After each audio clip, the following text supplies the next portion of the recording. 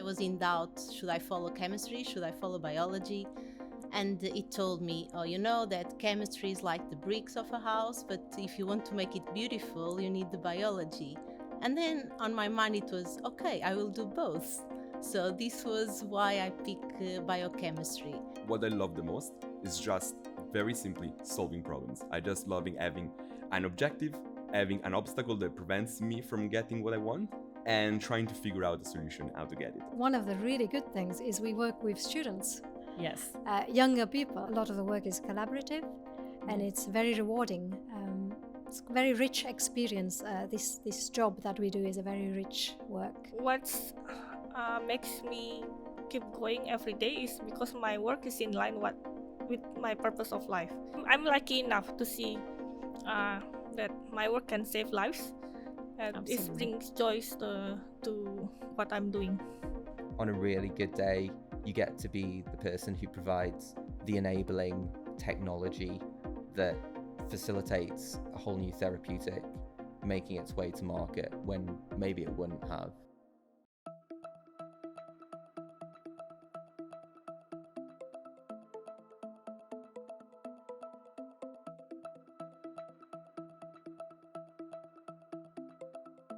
I always idolize Marie Curie, the one who invents the radiotherapy and also wins 2 Nobel Prize. I think she's an inspiration for me, and then she also works hard for what she believes in. Yes. And yeah, I always want to be like her. I always want to be a scientist, but I was not sure in what.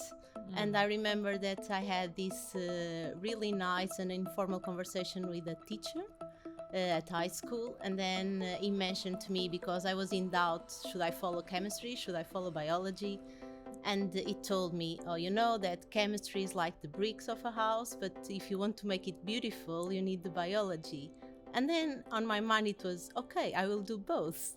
So this was why I picked biochemistry. So is there someone that inspired you? A well-known professor in Portugal that was working on DNA vaccines was giving a lecture, and I felt overwhelmed with everything that he was saying. The way he was saying everything was so simple, and the impact, because you are working with vaccines, so you can make the difference when you produce a vaccine. I contact him. I send my CV, a cover letter, expressing my willingness of working on vaccines, saying that I was doing my master and I needed a place to do my thesis, and I was lucky, and he said yes.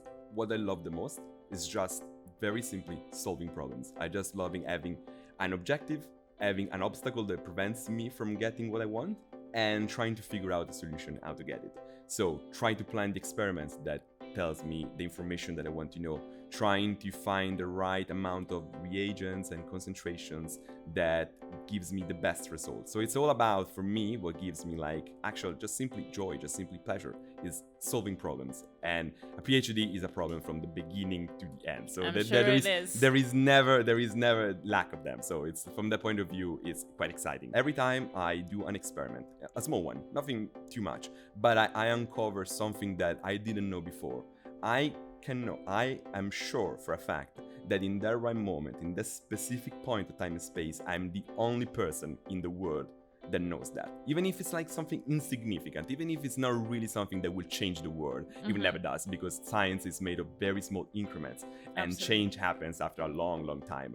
But there are you have just uncovered, you're just taken a small piece of knowledge from the universe, which in itself has no interest in giving you anything. But you've done it. But you've done it. Yes. And you, for a while, until you publish, hopefully, you know something that nobody else does. And academia is all about that. It's about uncovering the knowledge. It's about gathering the knowledge. It's about codifying the knowledge. Yeah. And this is something that benefits everybody at every level. And just, maybe this is a bit of a romantic, idealistic view, but I want to pursue the actual pursuit of knowledge and teaching that knowledge to the new generations. So I was very fortunate when I was doing my sort of secondary school education. I told my parents how much I love biology, and actually a family friend of theirs was the virologist, so I was able to have a chat with him and sort of find out kind of what I wanted, how I could pursue virology, which was really useful. So obviously being like a teenager, he was like, you might not want to do this forever. Why don't you do something a bit more general to the degree, which is why I did molecular biology, because there's so many routes from there. Yes. But then I still had absolutely loved viruses by the end of it. I was like, no, I'm going to continue. I'm going to do a PhD in this. So yeah, I was very lucky to have that conversation. I always want to be an inventor, which I recently become one. My work is not only limited to the vaccines, so I would like to create some platform that can better be used in medical treatment, better in immunogenicity, better in affinity. How did you get these opportunities? What pushed you through your achievements, if that makes sense? I think what gives me the opportunity is I actually never let any chance pass me by. So during my master's, I already started doing an internship. So by the end of it, and then I continue on to do my PhD, and I also continue my internship full time in that company. By the end of my education, I already have 7 years of full-time work. What makes me keep going every day is because my work is in line with my purpose of life. I'm lucky enough to see that my work can save lives, and it brings joy to what I'm doing. I think what I enjoy the most working with science is like I like to do something fun, which is what I want to do in life. This is why I decided I wanted to do science when I finished high school. So I would advise to the young people out there, if you want to be in advance in your career and you want to stay a long time in your career, you have to follow what you like best. One of the really good things is we work with students, Yes. younger people, and that's quite rewarding. Yeah. I was actually going to ask about a career in academia. Yeah. What do you find most rewarding about your job? The ability to think, let's say I have an idea and then I can try it and see if it works. I think that's really exciting, having ideas, trying it out, doing different experiments. Exploring it, working in collaboration. So there's so much we don't know, but then there are collaborators who will be able to do it or know it. So therefore, a lot of the work is collaborative, and it's very rewarding. It's a very rich experience. This job that we do is a very rich work. Well, I've always been involved in some sort of public engagement activities. I always have done some degree of teaching, and it just became more appealing, and I had the time, and importantly within the Vax-Hub I was allowed the funding to try to start to develop our outreach projects, which we are now developing further, which I'm particularly keen on, the aspect of building continual relationships, to try and inspire people to be interested in science and to be interested in biology, and to realize that interplay between biology and engineering and the crucial role that it plays. Were you passionate about science from an early age, or how did that happen?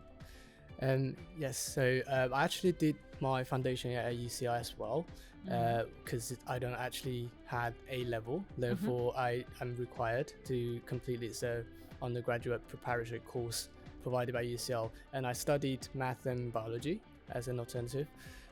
Therefore, there are sort of several limited degrees I can apply for, but I think among all, biochemical engineering is by far the most interesting one to me, because, well, to me it's more like a problem-solving process. Is your job a fun job, would you say?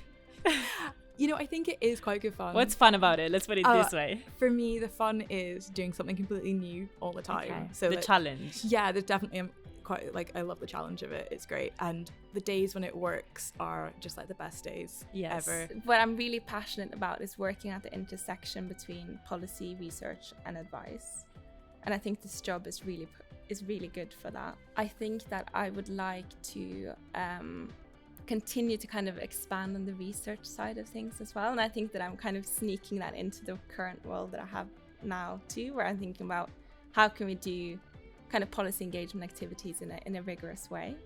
And then I think looking back at my career now, and I've kind of gone along with whatever opportunities have presented them to me. So I think that I would like to kind of see where it goes. I don't have a firm plan yet, but if I could continue working at this intersection, that would be a kind of dream career, I think. I think the fact that I get to be involved in many interesting areas of science, I think that's the most exciting thing about it. And sometimes on a really good day, you get to be the person who provides the enabling technology that facilitates a whole new therapeutic making its way to market when maybe it wouldn't have. Or you can speed that whole process up for somebody, or reduce the cost, which means that therapy is available to more people, ultimately. I do enjoy working with people, and I love the fact that you get to develop those relationships often over the course of many years of working closely together. Yes. I find that very rewarding. Thank you for watching this episode of VaxHub Careers in Vaccine Development. To delve deeper into the world of vaccine development and production, be sure to also explore the other episodes in our video series and listen to the longer form podcast for in-depth conversations with a variety of guests working in this exciting space.